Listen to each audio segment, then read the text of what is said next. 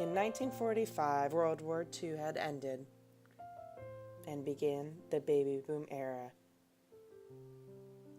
During the baby boom era, the need for more housing arose. The housing that was constructed wasn't necessarily the most affordable or adequate in suburban America. In 1968, President Johnson passed the Housing and Urban Development Act, which created federal funding for communities through the form of grants, loans, entitlement allocations, and other forms of financial assistance. New urbanism stemmed from the making of new community in Seaside, Florida. This community was planned by Andres Duany and Elizabeth Plater Zyberg in 1978 to 1983. Duany and Plater Zyberg ended up taking a completely different approach in their urban planning of the community and created a town that emphasized a pedestrian-friendly environment, increasing human interaction. In 1990, the U.S. Census reported that 75.2% of the world's population lived in urban or suburban areas, creating much more need for urban planning. Issues of anti-urban practices became more pronounced, as well as an alarming increase in poverty. In 1991, a group of 6 architects came together to help and combat these urban development issues.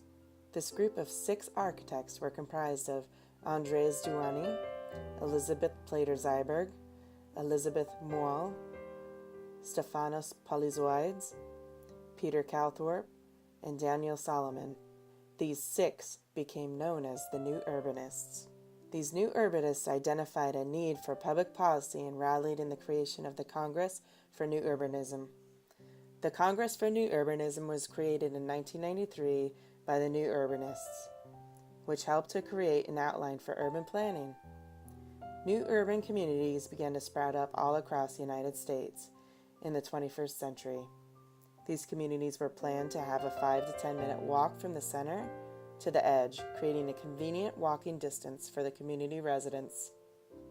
The community also encouraged mixed-use development to include a mix of different shops, services, and civic uses that would satisfy their daily needs. The impact of the New Urbanists trickled throughout the latter half of the 20th century, with the creation of the CNU Charter that was signed into Congress by the Housing and Urban Development Secretary, Henry Cisneros.